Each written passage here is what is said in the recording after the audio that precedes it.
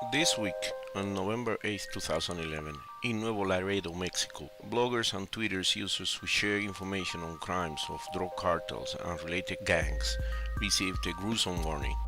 The tortured bodies of two of the bloggers were found with posters warning various sites that publish news of narco-terror incidents must stop or suffer a similar fate. The blogs' names were Frontera a Rojo Vivo, Blog del Narco, or Denuncia Ciudadano. On September 25th of this year, newspaper administrator and Nuevo Laredo en Vivo moderator Marisol Macías Castañeda was found decapitated beside the Christopher Colombo statue in the main plaza of Nuevo Laredo. Social media has become an important means for ordinary Mexicans to strike back at the cartels. Civilians have taken to real-time reporting of trouble spots on the country's dangerous northern highways. Using Twitter, locations of firefights between cartels and government security forces or risky cartel checkpoints are broadcast by volunteers to wire motorists.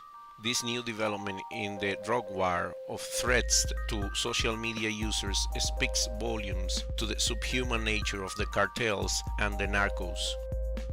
The sad thing about all this is that the threats are working. The activist group Anonymous has reportedly called off his threat to expose names of associates of Mexico's Zetas drug cartel. Unofficial Anonymous spokesman Barrett Brown had claimed the organization will release information of individuals with ties to the Zetas cartel. According to some reports, in the Daily News and elsewhere, an anonymous member allegedly abducted by the cartel was released Thursday, which led Brown to state, "Now we have these truths with the Zetas." Although Mexican drug cartels or drug trafficking organizations have existed from several decades, they have become more powerful since the demise of Colombia's Cali and Medellin cartels in the 1990s. Do you remember Pablo Escobar?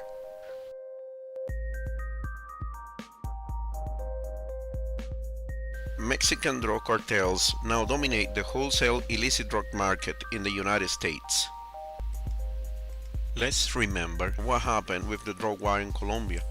Beginning in the 80s, this so-called war created the FARC, the ELN, and the M19 military organizations that were some kind of leftish/communist guerrilla movement funded by drug lords in order to protect their cocaine operations.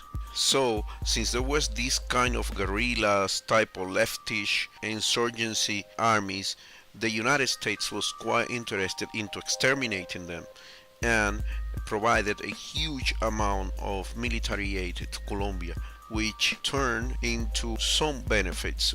The two most important ones were the destruction of the major cocaine production and the elimination of the M19 movement. The consequence of it is that Colombia today still has these two leftish military organizations, the FARC and ELN, which control part of the country, and it has become a serious headache for Colombia in the last 20 years. Today, after that heavy fight against the Colombia drug cartels, Peru has surpassed Colombia as the main producer of coca leaves in the world. The level of drug-related violence in Colombia was half in the last 10 years, when the country moved from being the most violent country in the world to have a homicide rate that is inferior to many other Latin American countries. This killing of social media members in Mexico brings me to say something as a side note. I don't understand why the world media, Hillary Clinton, Sarkozy and company make big declarations when a Libyan blogger or a Myanmar writer is kept under house arrest, but they don't peep a word when literally thousands of people are decapitated, hung, disemboweled, or simply murdered in a country that shares a border with the United States of America. Just throwing that there, you know. Anyway, 45,000 Mexicans have been killed since 2006, and the drug war has cost the economy $120 billion in security expenditures and lost investment, according to Bullick Capital Markets, a Miami-based investment firm that specializes in Latin America. given the fact that the population of the United States is the largest user of illegal drugs in the world, with 1 out of 6 citizens claiming to have used cocaine in their life. 96% of South American drugs are consumed by the United States. This so-called war on drugs is a campaign of prohibition and foreign military aid and military intervention being undertaken by the United States government, with the assistance of participating countries intended to both define and reduce the illegal drug trade. The term war on drugs was first used by President Richard Nixon on June 17, 1971. United States federal and state governments have chosen the wrong method to combat the distribution of drugs. By financing domestic law enforcement, which includes activity focused on the criminal justice system such as the courts, police, and prosecution, in favor of treatment, which will include helping users become drug-free through inpatient and outpatient counseling and other services.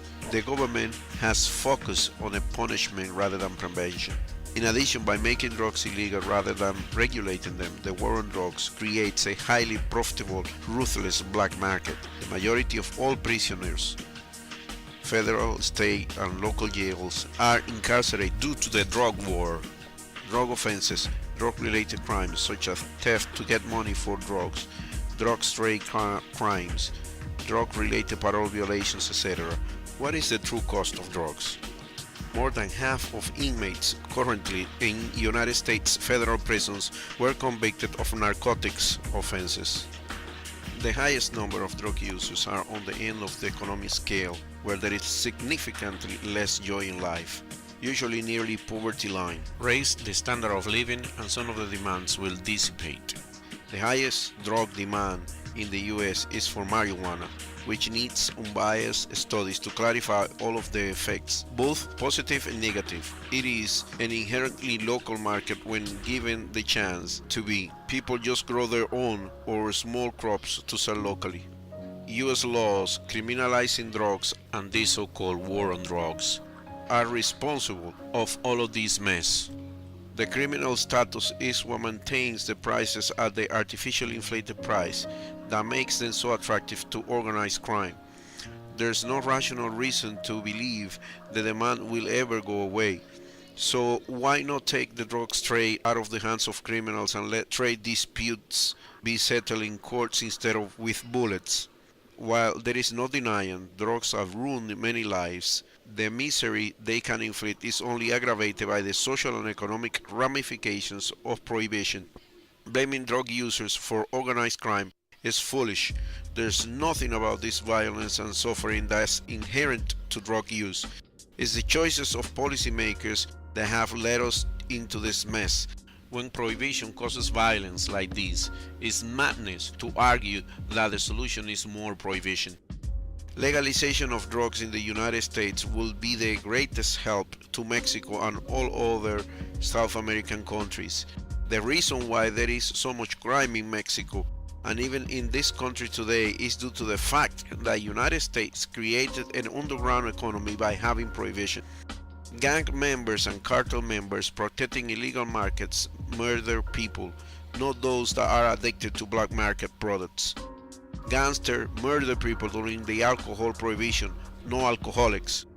For this economy to crumble, the USA must decriminalize all drugs. But we all know that neither the US government is changing any laws, nor the US drug users are changing their behavior. Therefore, the people in third world countries have to suffer the consequences. If we were to get rid of these strict drugs laws and stop our war on drugs, the price of cocaine will go down and thus the Mexican cartel will have to bring their war to this side of the border. And with the combined facilities of the United States, Mexico, and Canada, if we are bent over backwards into keeping this prohibition, we have a better chance to win this war on drugs.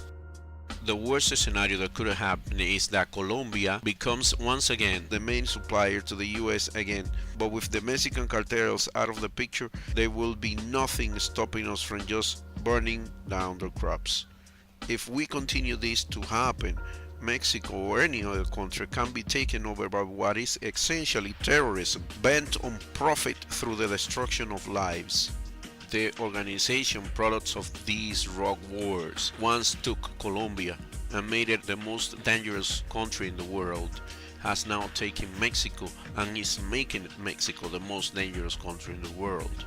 Now these criminals are threatening people on the internet. So they took Colombia, they took Mexico, now they're taking the internet. What is coming next? Let us do something about this. Now.